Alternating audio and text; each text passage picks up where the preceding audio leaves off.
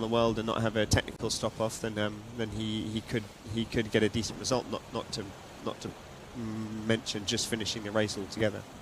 You're looking there at Gitana 17, the Maxi Edmund Rothschild, which has been the dominant Ultim so far. That was until this season, leading into the Transat Jacques Vabre. Charles Caudrelier, a double winner around the world in the crude format on the ocean race. He knows what he's going out for, but this is the first time he's raced solo around the world, Sam. Yeah, he's arguably, in my opinion, the favourite on the start line. The boat was put in the water in 2017.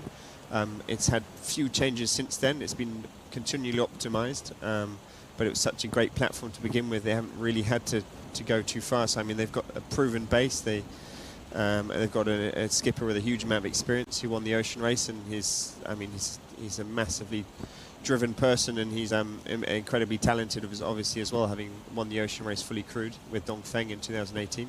That's right. The boat's a Guillaume Verdier design, and it's the heaviest boat with the biggest righting moment. Should be the best all-rounder, we think. And the experience of the team is huge. And the boat was put in the water in 2017. I think they won their first race in 2021. So it takes these boats a long time to get sorted and get nailed. So but he's now, in the best perfect position, and he's been skipper of the boat for 4 years now, and he's going to be someone to watch out for sure. And if he doesn't win, he's going to be disappointed. Indeed. And just again looking at Sodebo, we saw also Actual. We'll probably see them again in a few seconds. Now that's Anthony Marchand, a rookie in terms of solo Ultim racing. He took over the boat from Yves Lebec after the last or two Transat Jacques Vabres ago, and he's one to look out for. But the boat is slightly older, isn't it, Sam? Yeah. So he's had a fairly nice project. He got brought in as the co-skipper in 2021. As co-skipper to Yves Lebec in 2022. He was the replacement skipper for the Route du Rhum, and now he's become the main skipper. So he's been worked into it nicely. He's been working up to this race. He's had a very successful Figaro career over 10 years. A little break in the middle to do the ocean race with Mafre in 2015. But yeah, he's been sailing multi-hulls. He was crew on the Ormuz back in the 2000s. So he's been living and breathing offshore sailing in France for his whole life. So he's been well placed, and even if he's got a slightly older boat, it is the boat that holds the round the world record in 42 days. So it's far from being left behind, and he's a smart sailor. I think will sail a smart race and maybe not go as fast as the fastest boats, but be there to be not too far behind if there's a few issues. And the team who we haven't spoken about so far is Armel Cléac'h there on the Maxi Bank Popular 11. Of course, Armel and Seb Joss have just won the Transat Jacques Vabre on this boat, showing a marked increase in speed and optimization. And it was Armel's first ocean race win on a multi-hull.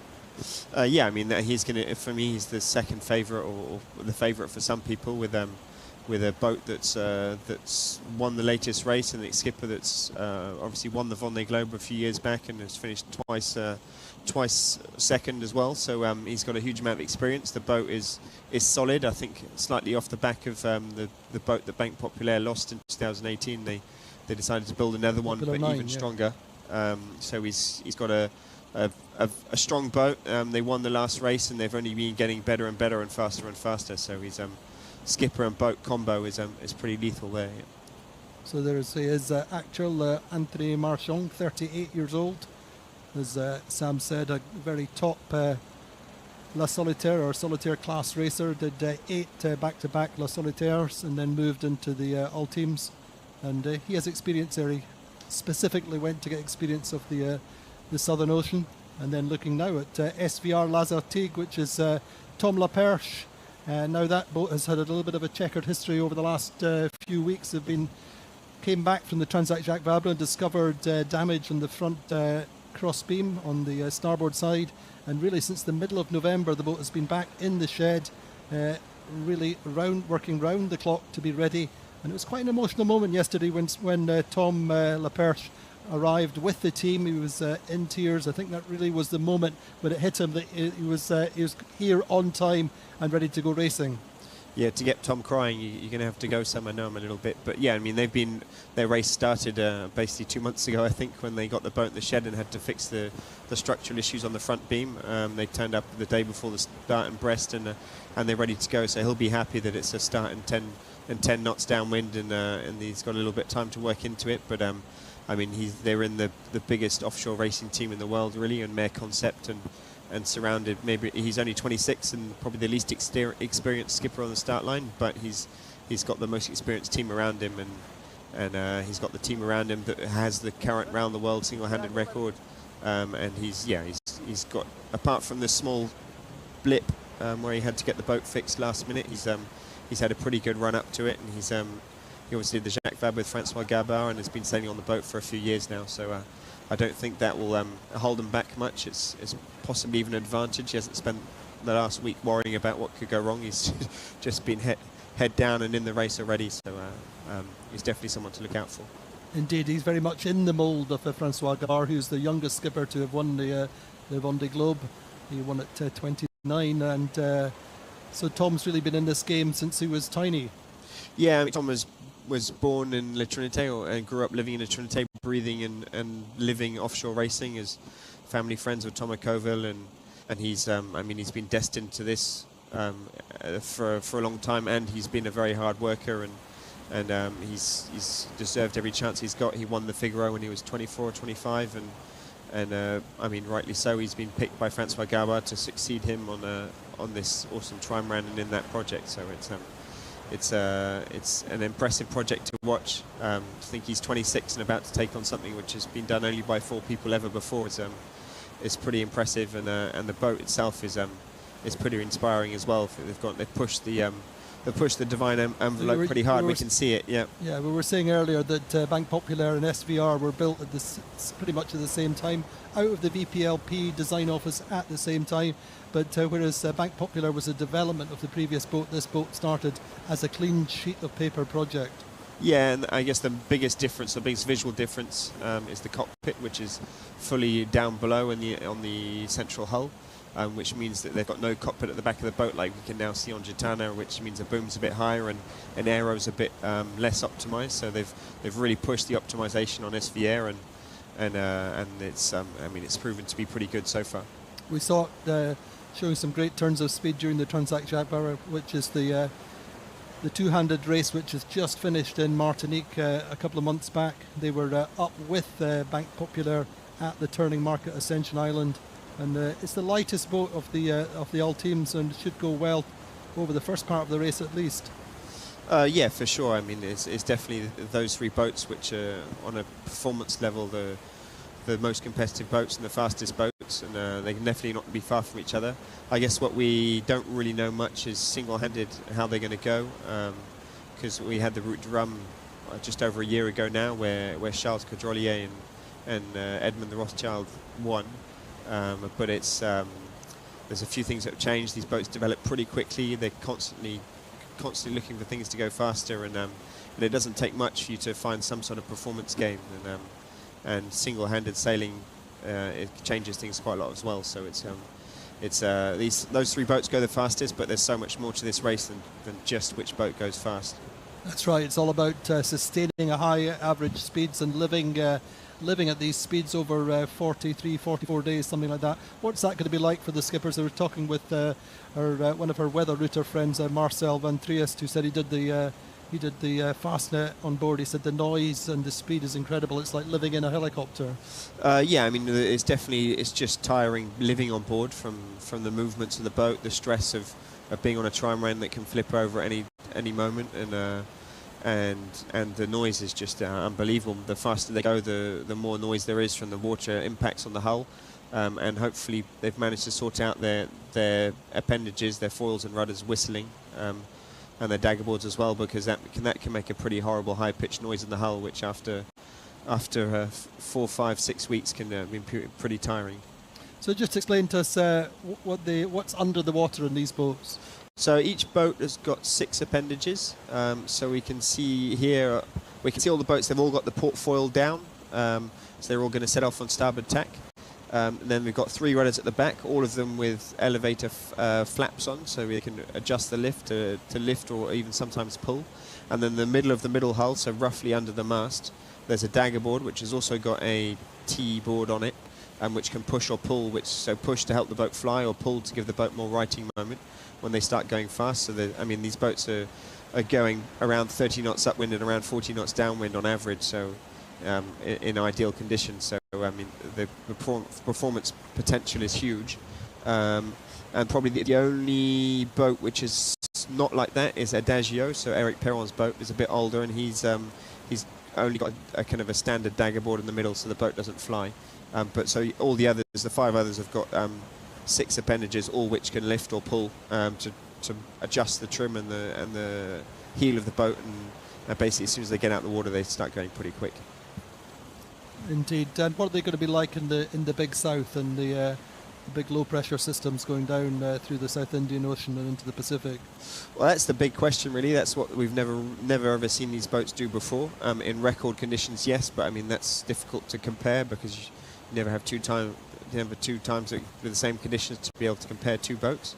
But I mean that's going to be what's really interesting, is how are these boats going to go down the deep south with the big swells and the big waves, single-handed in race conditions, and what sort of state the boat's going to be in by the time we get there. Are they going to, how many breakages are going to be? Are there going to be big breakages, small breakages?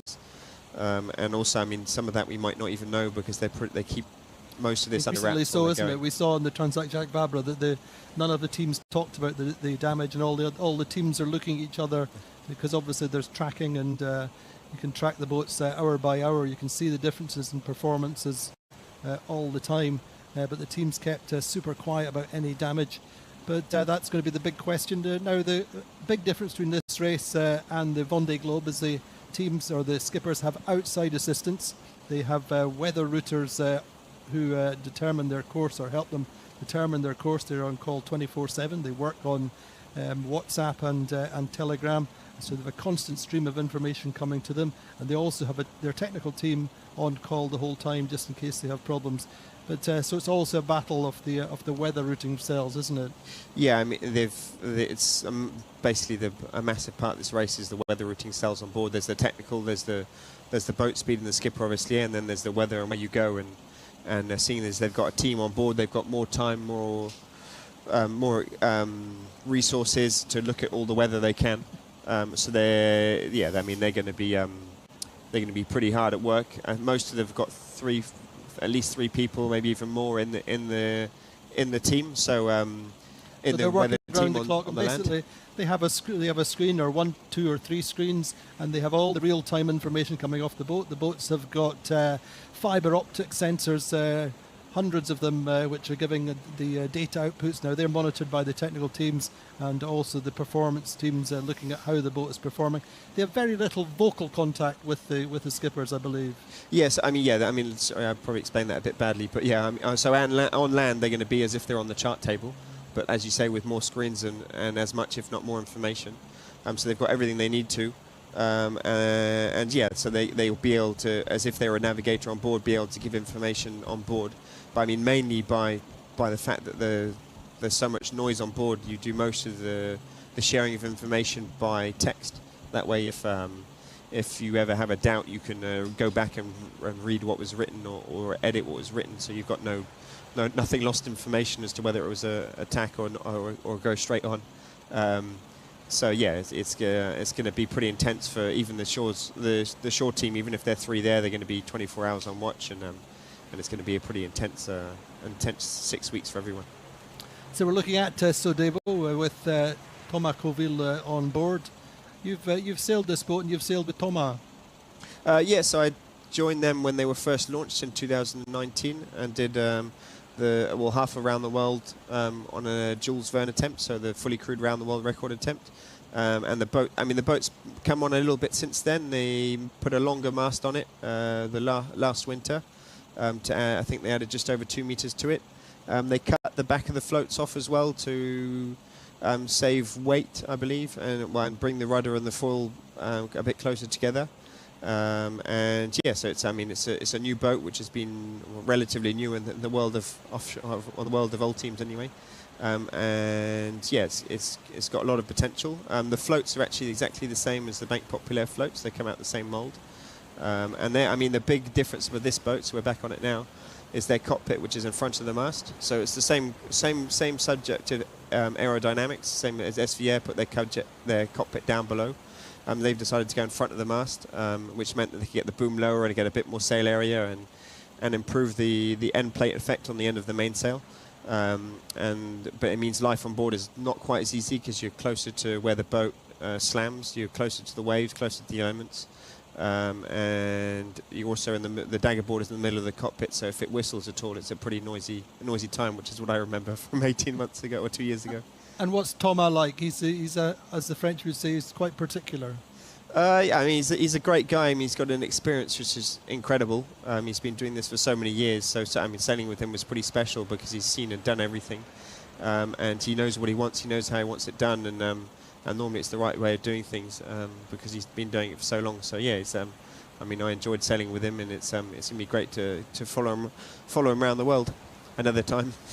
He's had 3 round the world records, and I think he's had 5 attempts, but he's very much one of the characters of this race. We said earlier on, he's been supported by Sodebo for 25 years, and Sodebo and Thomas have been very much one of the driving forces in the class. This race is all about the confluence of different elements. The class is strengthened. We now have 6 competitive boats and a clear direction for the future.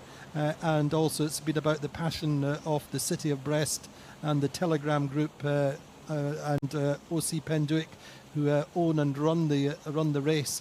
And really, it's been a long time coming. So it's a really important, exciting day, to say, in the history of sailing. Looking at Gitana, then Gitana have a new Ultim in build.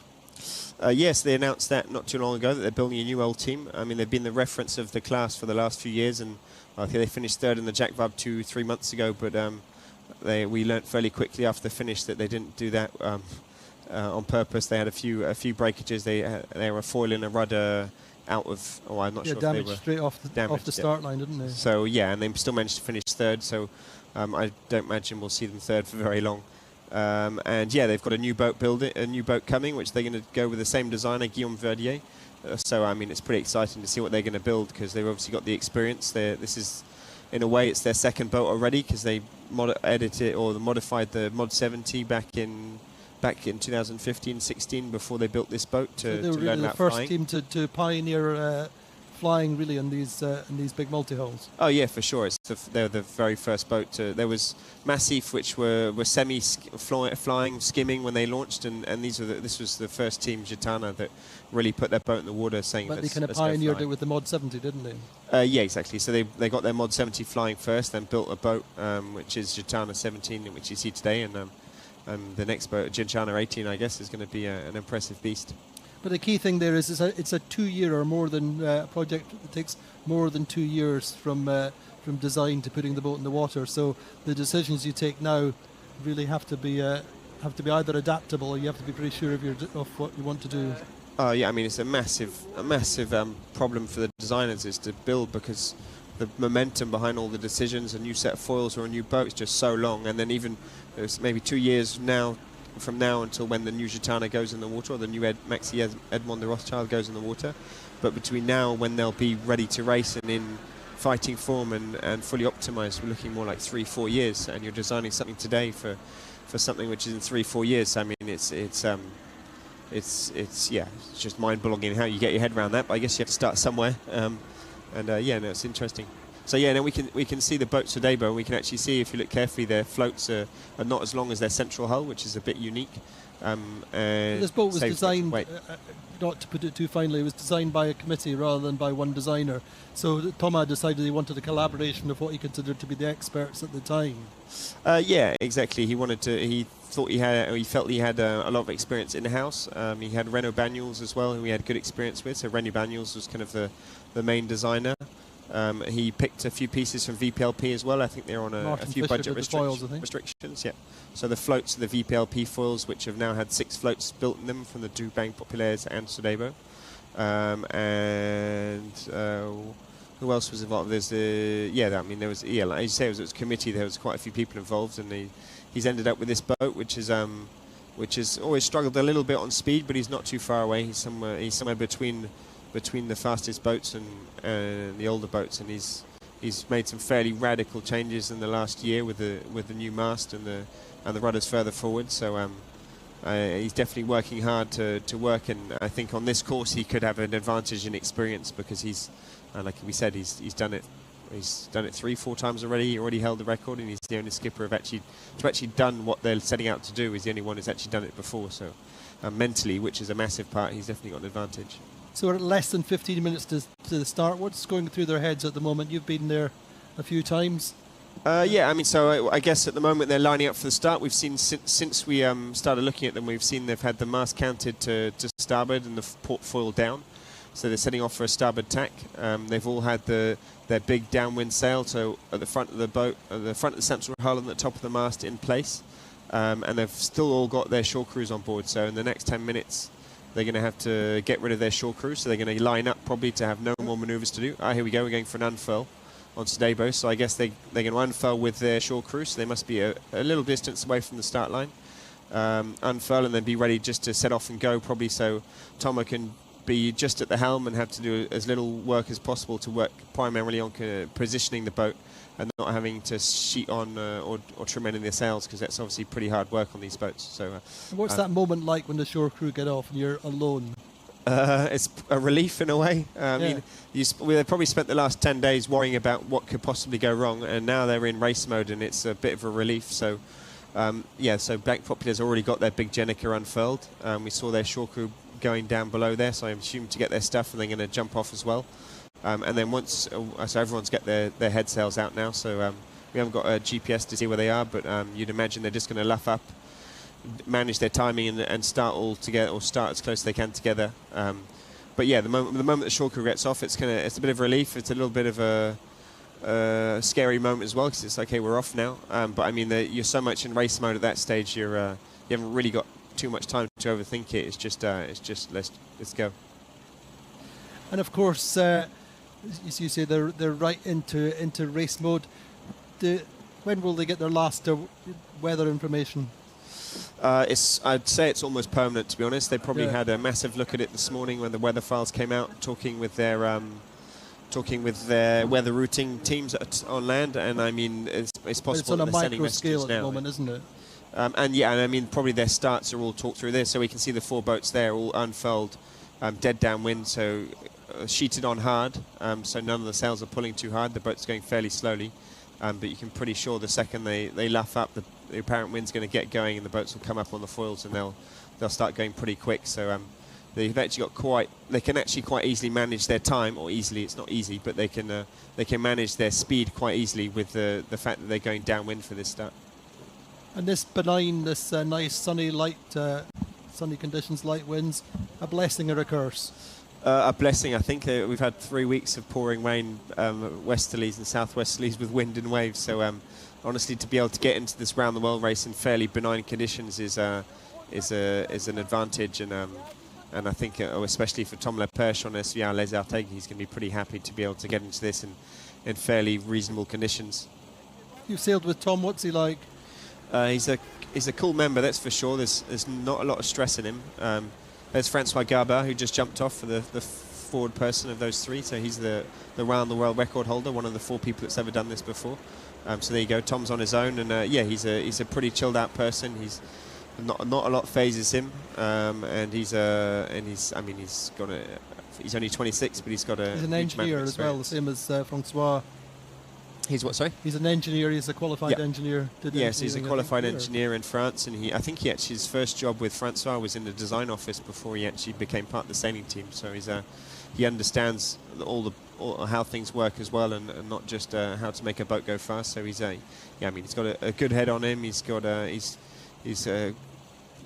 kind of reacts well to stress, or doesn't react to stress, if you like. I sailed part way around the world with him a year ago, and he's been thinking about this for a long time and been well prepared for it and well coached. So it's he's going to. I wouldn't write him off by any means. Did just and what's Francois Gabard is really it's his team, isn't it? He owns Mer Concept, and they're and one of these growing kind of ecuries, one of these teams. They build boats, manage boats, and have a really broad outlook on the whole sport. Yeah, for sure. I mean, having Francois Gabard managing your team is a bit of a dream. He's been there, done it, and seen it all. So it's yeah. I mean, he's been able to show Tom how to do it. He's managed. I mean, it's kind of the new style of managing teams. Before it used to be and the obvious question that people maybe don't know is why is Francois not going, and why is he passed over the reins? He's won everything. He's got nothing else to win. But no. I mean, he made the choice that he wanted to spend a bit more time at home running his company, and I mean, it is a new way of running things. Before it was a skipper that had his company, employed everyone, ran everything, and it's we're now becoming more like pilots and less management. So it's perfect for Tom to be able to turn up and concentrate just on trying to make the boat go fast and preparing for the race, not have to worry about all the things that go around running a company of, well, they must be 70, 80 people now. So Tom's 26 at the other end of the age spectrum. I think Tom Coville's 55, and Charles Caudrelli is saying that he for sure wants to be home before his 50th birthday on the 26th of February, and he's got his midterm holidays booked with his kids. Yeah, I guess I mean, it's going to be a pretty quick lap for them. They're looking at somewhere between 40 and 60 days, 40 and 50 days. Probably looking more at 50 with the start conditions they've got, but yeah, it's going to be a pretty quick lap for them, and I hope Charles can get back for his birthday. But yeah, so we're just watching all the shore teams jump off. I mean, they're going to be pretty happy it's flat water, because it means they don't have to go for a swim in these chilly January conditions. It was 2 degrees when I left home this morning, so I'm pretty sure they're happy to not have to jump in the water, and they can get straight in a rib. So there's Eric Perron, who's on his boat already. We can see the boat's a bit more old school. It's got an open cockpit compared to Tom Laperche we saw earlier, who's completely fully under the deck. I mean, look if you see how high the boom is, there's a meter and a half difference between the height of the boom at the back, so or maybe even more. But it's huge. But it's if you like your old school sailing, Eric's on the right boat, having a walk around and look around, and can tuck his head in if a wave comes over. But yeah.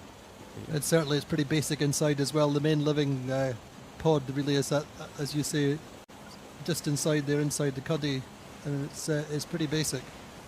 Yeah, it's pretty. I mean, there's only the bare minimum on board, to be honest. Oh, someone's had to go for a swim. That's a shame. Not sure which team that is. It's Actuel, I guess. I mean, the reason they jump in the water is to not take any risks. Is a boat coming alongside a rib with a stainless steel bar in the middle. If you put a hull in the hull at 10 minutes before the race you've been preparing the last 3 years for, it's a bit of a shame. So and especially if there's any sea state, they don't take that risk at all, and there's always a crossover moment when they decide whether to take it or not. There's Yves Le Blevec, so he's the ex-skipper of the boat.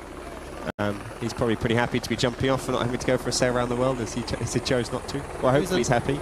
He's slightly older, obviously. Yves, he's been done everything in multi-hulls and came from the Mini Transat, didn't he? And then he's another one who has a team, or set up this team and passed the baton, passed the keys, as they say, over to Anthony Marchand.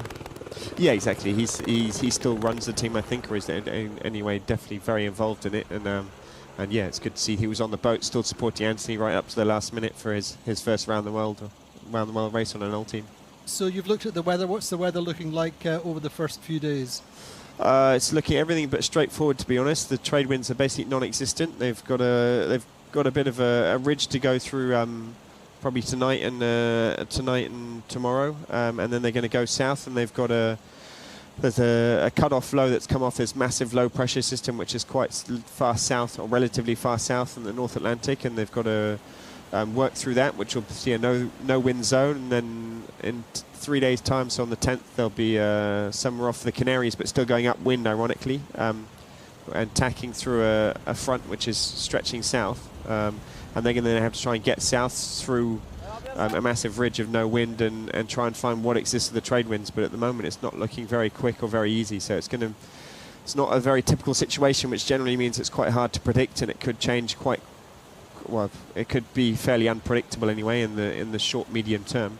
Short medium term, are we expecting breakaways, or can we expect certainly the three closest match boats? Can we expect them to stay fairly close together? Or do you think we'll see any breaks in the first 2 or 3 days? Oh, I mean, honestly, I think in the first 2 or 3 days you're gonna have people not wanting to take too much risk, and especially with unstable conditions like this, I would be surprised to see anyone having going for a massive option now. It'd be a shame to start you around the world race a few days back because you thought you'd found the best solution. But it's yeah, I don't think there'll be any huge breakaways too early on. But it's going to be a speed race, that's for sure, a boat speed race fairly quickly.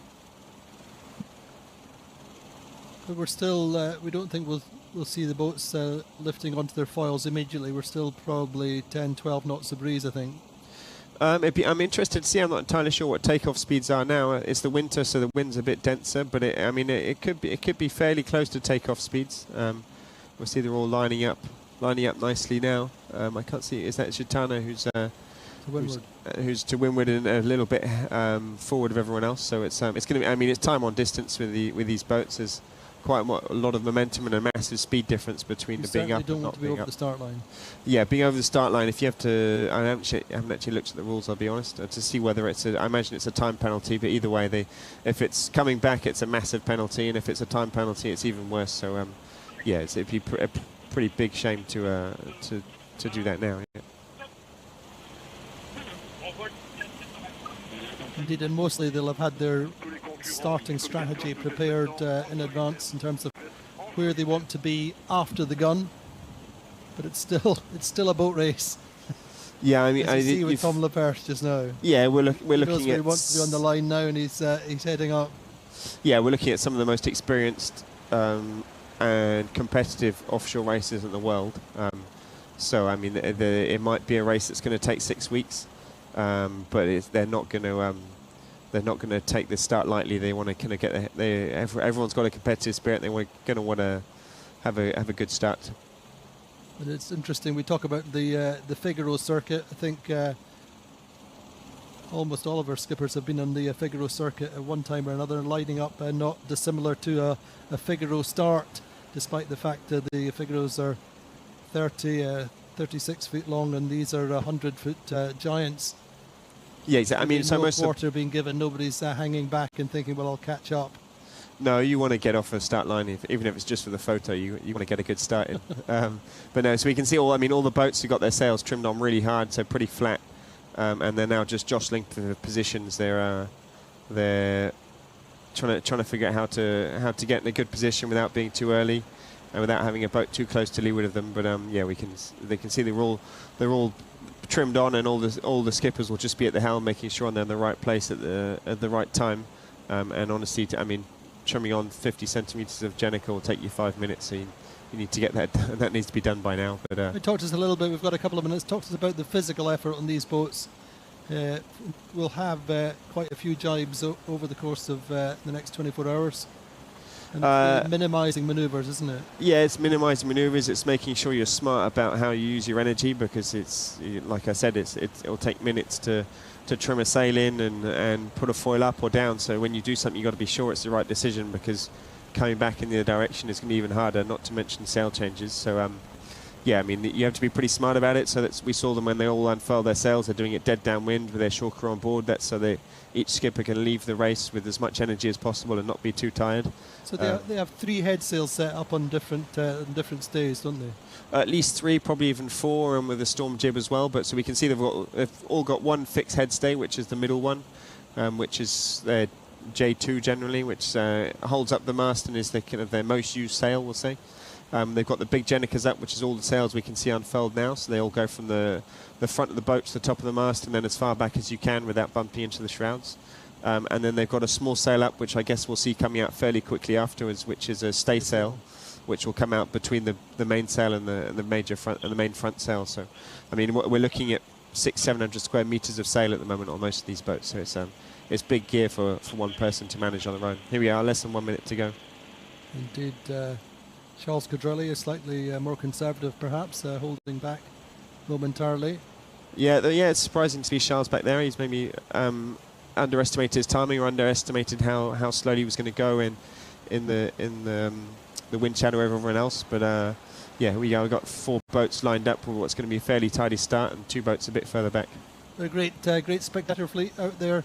Perfect day for it. You would never imagine on the 7th of January we could have such beautiful weather here on the west coast of France in Brest as the ARKEA ULTIM Challenge Brest reaches the final countdown, the last 15 seconds or so. Nobody wants to be over the line, so holding back a little.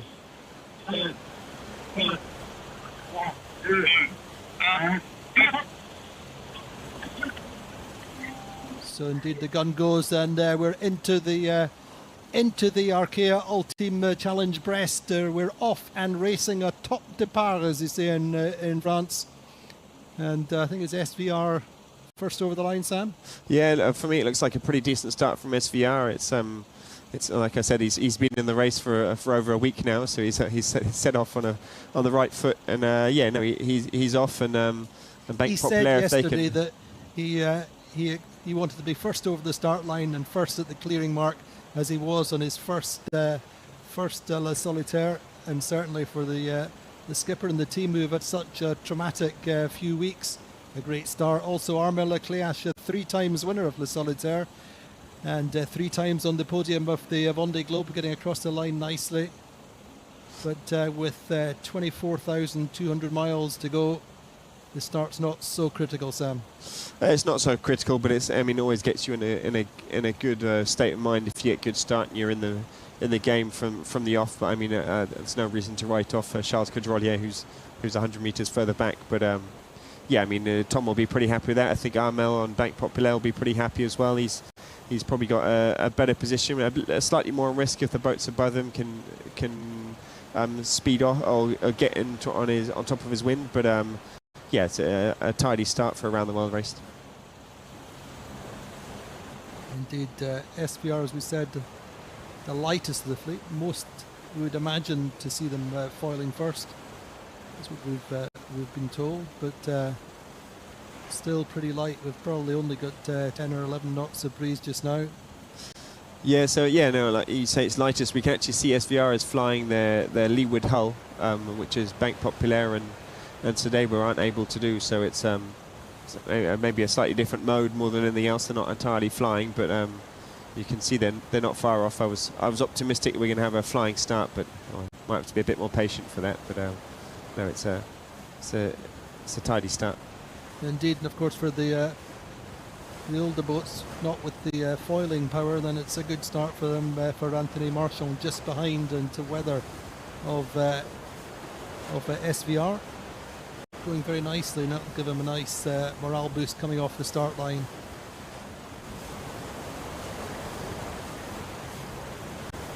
What's going through their minds just now? They're into race mode. It's all about trimming and going as fast as possible. Yeah, I mean, at the moment they're probably thinking about when can I turn the pilot on and start having a look around all the settings, the trim.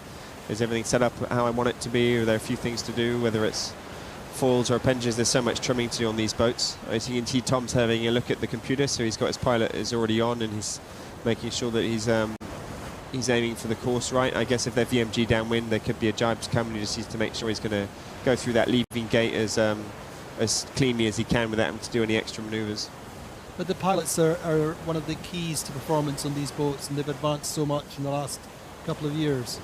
Yeah, I mean, it's huge, the pilots. These boats are going to spend 99% of their way around the world on pilot on, and you're now getting more and more controls on these pilots that you can trim and adjust. So you're basically trying to teach a pilot to drive as you would if you were at the helm.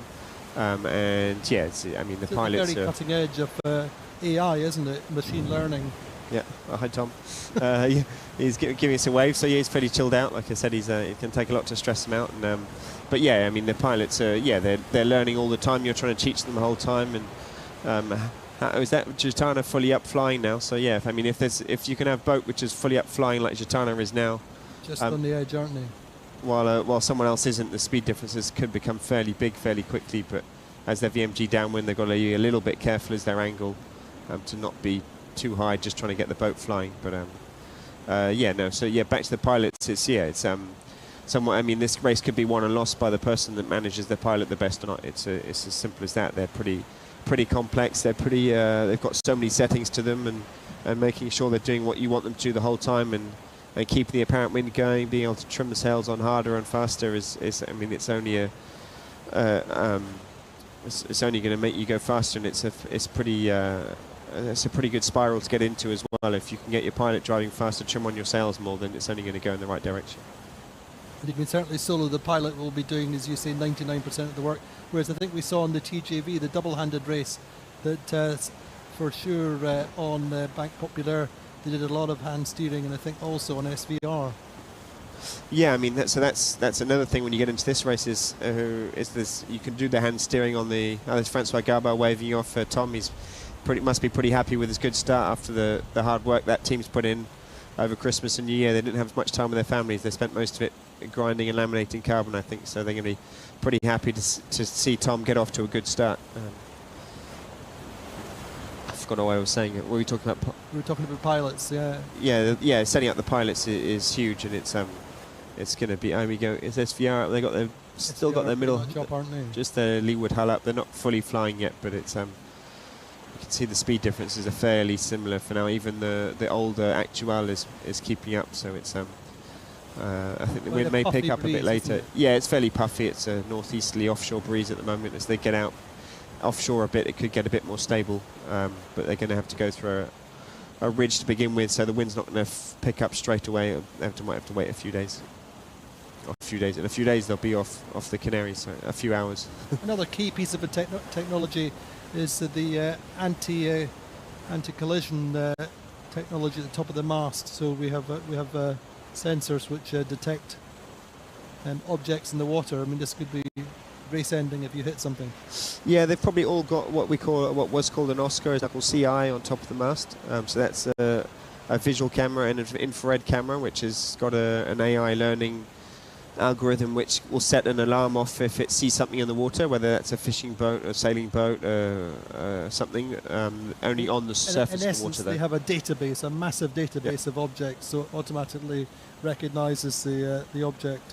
Yeah, exactly. Hopefully. So it'll recognise the object. It'll recognise there's something, and set off an alarm, which will then wake up the skipper or signal the skipper to have a look and see what it is and try and avoid it. So yeah, it's an important element on these boats where there's a very high chance this race is decided by breakages, and if someone hits something, that could be race over or at least a massive hit on performance. So it's going to be. And we might not know what happens. Like we said earlier, they don't necessarily share what problems they've got, because they don't want to give anyone any information that could help them beat them further down the line. So they're fairly closed books about what happens. But it could very well be. I mean, this race is almost certainly going to be decided on the technical front as to which boat can have the highest amount of performance for the longest amount of time. That's right. As we said earlier on, the boats are allowed to pit stop. If they have outside assistance at that pit stop, wherever it is, then it's an automatic minimum of 24 hours. And of course, with the rivals going at 600 or 700 mile days, then any kind of pit stop can really be very, very heavy in terms of the final result. So the essence is trying not to pit stop, but the technical teams have already prepared their potential scenarios where they can get to and what kind of time, taking what kind of equipment, or they've looked at flights, they've looked at what they can take in cargo, and all these different what-if scenarios have been played out and worked on for the technical teams. And there we have Adagio, then Eric Perron. So he's at the helm having a lovely time at the helm. Or he might have had the autopilot on and just be there for the photos, but no, he's having a drive, and as you can see, it's a bit more old school way of sailing, but it's a nice sturdy boat. And talking about technical stops, I think he's probably the boat which has got the least chance of stopping, because it's so proven. Even if it's a bit last minute, the boat is solid and should be able to hold up the whole way around the world if all goes to plan. But yeah, I mean, this race could well be won and lost as well by technical teams. We've seen Tom Lepers, his team has already been a race against the watch just to get the boat to the start line, and you could find ourselves in that sort of situation in South Africa or in New Zealand or Australia as you try and get a boat fixed to get out going again. Do you know much about Eric's business or the French Touch set up? He's a group of businesses that support him, I believe. Here we go. We've got a bit more wind here. We've got Gitana fully up on the foils now, so that's nice to see. And I guess the difficult bit now for the skippers is there's a mode of trying to fly and then a mode once you're flying of staying flying. So trying to adjust to that as fast as you can on single-handed mode isn't always easy, but it's... so what are they adjusting in essence? And I saw the lifting platform, so there's the foils, you can adjust the rake generally with the top foil bearing. You move out fore and aft to adjust the rake of the foils. On the dagger board is just a flap at the back of it, so you can adjust it. So for example, you could be lifting with a flap pretty hard to try and get the boat flying, and then once it's up, you need to reduce the drag on that flap and bring it down a bit. And then with the rudders, you can have a rudder which is trying to add trim to the boat to get it flying, and then once it's up, you need to bring the trim back down again, so the foils don't come too high out the water. So yeah, it's generally adjusting the appendages, and then obviously the boat accelerates and the apparent wind comes forward. You're going to have to trim everything on, all the sails on. So yeah, there you go. Here's Thomas at the helm, so he's concentrating mainly on trying to get the boat flying at the helm. Yeah, it brings back memories watching Thomas standing like that at the helm. I can remember that a few times. But he loves driving, Thomas. So he might be one of the boats. He loves the feel and being close to nature and all these elements, doesn't he? I mean, I've never seen someone an offshore sailor stand at the helm for so long. He just loves it. You can't get him off it, which is good when you think it's how much sailing he's done and how many miles he's done. He hasn't got bored of it. It's pretty impressive to see. So we see these fairings now that we see on the back of the beams to reduce the windage. Yeah, so they've got on the front and back beams, they've got these fairings to reduce the turbulent flow off the back of them when wind goes over. I know they've had a few boats going out. We did it on Sodebo with smoke machines or smoke flares, and you're watching the flow, how it runs over the boat. And some of it's done just theoretically or on the computer anyway, and just trying to reduce that flow, seeing where the temperatures start and stop. So it's it's all about trying to reduce the drag. In material over these frames. Yeah, the back one, it's just a carbon frame with a vinyl. You can actually see it moving a little bit, which is pulled tight to make sure it doesn't flap and make sure it's as lightweight as possible. And towards the front, it's a little bit of a heavier material because you can find yourself walking on it. But it's the same aim is reducing drag. Yeah. And Gitana have got the same thing. They've gone even pushed it a little bit further. I think their drag is a little bit less, and you see, I mean, these are the conditions where that drag will be, that gain in drag will be huge, because it's all fairly stable, flat conditions, and so it's just drag is the only thing that slows you down. There's no sea state that gets in the way. And we haven't seen Bank Populaire for a while. I don't know how they're going to leeward, whether they're managed to get forward of SVR or not, but. See, Gitana's come back fairly quickly once he's got up foiling, he's come back fairly quickly on SVR-Lazartigue, or he hasn't been left behind like the others have anyway. Whereas we've seen today, we're having a little bit more struggle to get flying. It was already quite a distance behind. But great conditions. You really couldn't have hoped for better for this start of this inaugural solo multi-hull race around the world. Always have these visions when these things are planned, and I think the great relief around the whole ecosystem attached to this race. We've had such great conditions, not least with the skippers. We've seen so many races recently postponed because of the big storms on the Bay of Biscay. And I think there's, as Sam was saying, there's a big low pressure sitting out in the Atlantic, which is going to give them big problems, or certainly big choices on around about the 10th. But until then, it should be reasonably straightforward.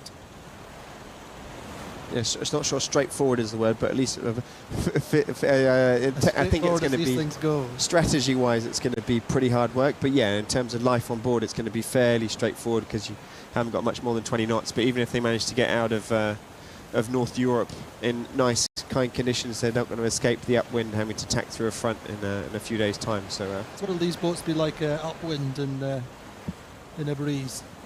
Windy. I mean, the massive thing is apparent wind, because they're going 30 knots against 25 knots of wind, so you've got over 50 knots of apparent over the deck. So I mean they're pretty windy, and I mean in terms of comfort, it's not too bad because the foils hold the boat up a bit, and there's a lot less slamming compared to your kind of normal boat at home, if you like. So it's they're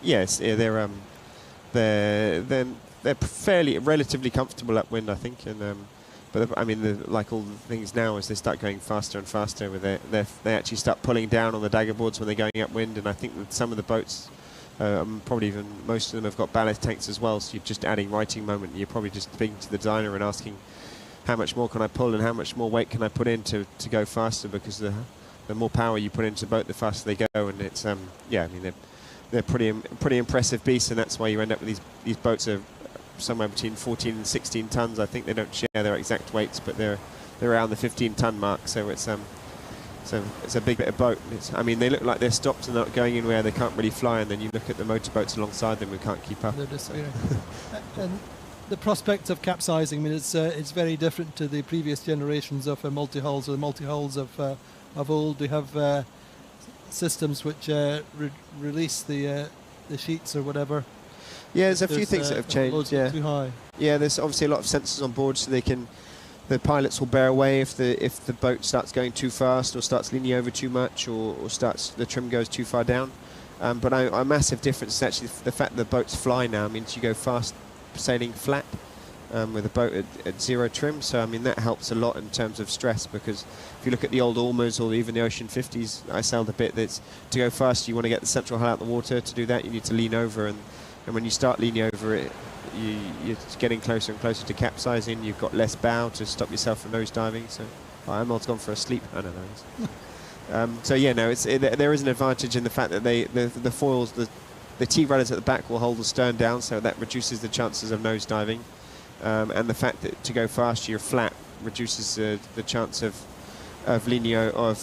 capsizing sideways. So yeah, you can see bank prop and SVR are pretty well matched. It's probably bank prop that's got the slight advantage, seeing they've got a jibe coming up in the next few hours. So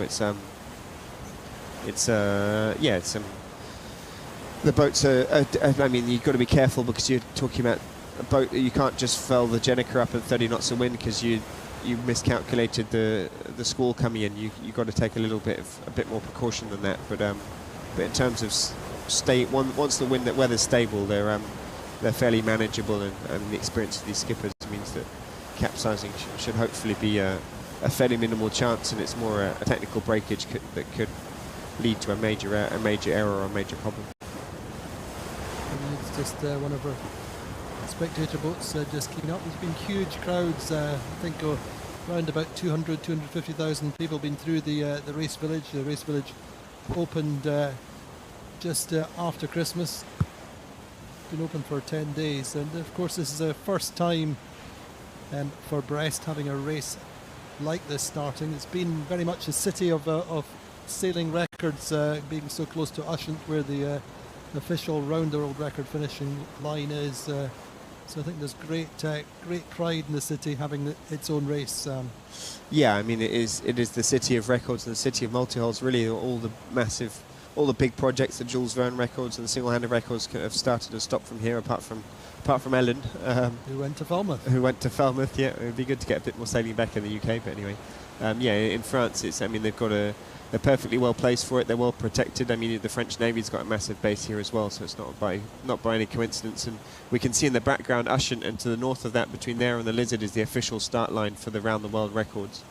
And I believe that this round the world will count as a record, or it will count as a record if they break it, because the start line's so close together. But it's pretty close. You can see it just over the distance, and it's a pretty iconic place for record starting in January, February. Let's look at the SVR just heading into the sunshine in this beautiful Sunday afternoon. And talk to us about Armel, because you say your favourite to a certain extent is Maxi Edmond de Rochefeld and Charles Caudrelier.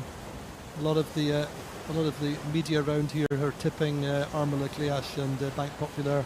He's got this record. He knows where he's going. He's been in the Vendée Globe 3 times, never finished off the podium, 2 seconds and a first place. But as we said, it was his first multi-hull win on the TJV in the latter part of last year. Yeah, I mean, he's got a huge amount of experience. He was also sailing Ormuz. This is his second Ultim. If even had problems with the first one, he's got a massive experience. Like you say, he knows the course, he knows sailing around the world. His weather router is Marcel van Triest, and he's obviously, I think, Seb Jos, Nicolas Ven and Ronan Lucas will not be too far away, who know him and know the boat well. I mean, it's a very solid team, and they obviously just won the Jacques Vabre, so I mean, it's you have to pick someone to be a favourite, don't you? But I mean, Armand's definitely he's got a massive into package. his skin, as they say, hasn't he? From my perspective, having seen him for so many years, he was the jackal and was a little bit known for being able to pounce and pick up the pieces. He's very confident and knows what he's doing, and you see him round the race dock today.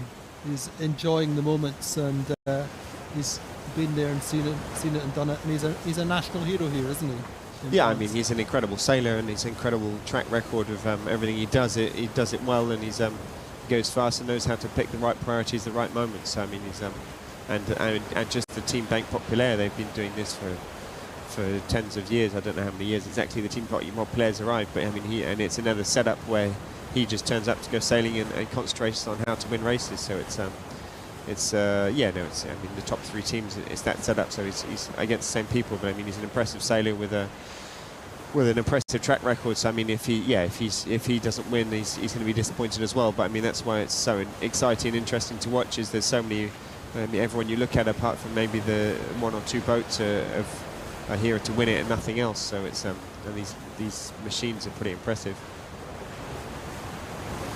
So looking at Actual and Anto Marchand enjoying these first minutes of the race. We're 20 minutes into the race. So you can see the differences in the so we've just gone from a boat which is 2017 or 15, sorry, to a boat which is 2021, and you can see the massive aero gain, or the massive aero differences they've made. They've gone massive on the aero to reduce that, and it's that's the experience. And you've got 2 boats with their head out the cockpit to be driving just to one side of the boom, as you kind of more typical way of boats, if you like, but it's just the aero package around, which is a huge difference. And obviously on Banque Populaire they've got a bunch of solar panels as well to charge the batteries, because there'll be a big energy issue on this. And I saw Gitana earlier had a wind generator running as well. So it's so you were talking earlier on about the end plate effect. You can see that on Banque Populaire, the boom being right down, or the boom, or the extension of the boom, as it were, sweeping across the top of the cockpit.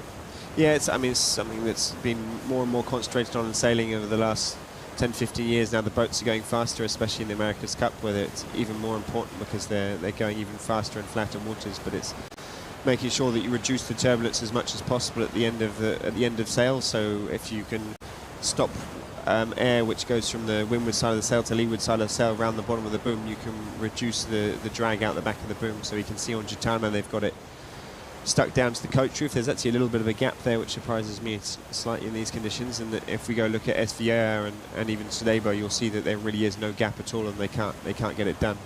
And if you look at Actual and Adagio's the other way, you're looking at almost a metre of space between the boom and the coach roof, which is not exactly the way of doing it. We can see they're getting up flying. It's a lightweight boat. It's the least powerful boat, actually, this one. It's not quite as wide as everyone else, but it's as you said, it is the present holder of the round the world record in the hands of François Gabard. Yeah, it wasn't in fully falling mode at that stage. No. It was more of a skimming mode, but it was it does have a record of 42.5 days all the way around the world on his own, which is incredible just to think about it. So yeah, it's not going to be too far off the pace, especially over especially over 6 weeks' time, really. But we talk about the potential for records. I think François Gabard had really the perfect weather scenarios all the way around the world, from what I remember. Yeah, that said, he almost turned around off Brazil because the weather scenario looked so rubbish that he thought he'd turn around because it wasn't worth it, and then it kind of went the right way for him. And in EDEC, who have the round the world record fully crewed, They turned around once and they asked themselves the question the second time. So it's part of the game. You never, like, you're looking at a weather forecast which is 6 weeks away. I mean, if they come back up the Atlantic going straight at 35 knots, then the time they lose now in the North Atlantic is going to be almost irrelevant. So it's I did a weather routing this morning. They're looking at 15 days to Cape Town, or south of Cape Horn anyway. And the record is, or Francois' time was about 12, so they're losing 3 days in the Atlantic. If they can, he had a great weather window, Francois, but if they can get that 3 days somewhere else, in the Southern Ocean, if you can go due east at 800 miles a day. Huh? Making 3 days in the Southern Ocean is, on these boats would be incredible, wouldn't it? Well, it's if you have the right wind direction, so you're going due east, then you can make it work. Here we go. Neighbour's getting flying. That will help out Tomer a bit. He was so probably just talk getting to a us a little bit more about that in terms of the it's all about the low pressure train and in the Southern Ocean, isn't it? It's about picking up the not just picking up the low pressure, but getting on it. Yeah, if you get on a low pressure, stay on it, and then keep in front of it, then you can get away with it, and you can see massive breaks if they can get onto a low pressure off the east coast of Brazil, which is generally where they're picked up, and then they can hook into that and stay on the pressure system until sometimes even Australia, maybe even New Zealand. Then you're going to get a huge advantage. And if the boat, which was 100 miles behind you, misses out, and that weather front gets caught up by the weather front and then sucked into the system where there's bigger waves and worse weather, then I mean, you can find yourself with a 1,000-mile lead fairly quickly on these things. And yes, I mean, it's impressive. We've been waiting for them to get flying since we started. It's good to see them getting up. They're just teasing us, but yeah, it's impressive. I don't know.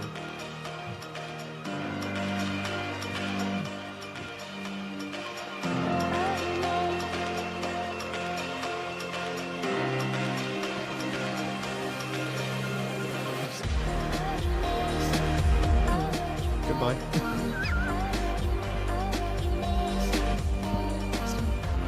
It's 56. Oh, what? Not the first time, not the last time.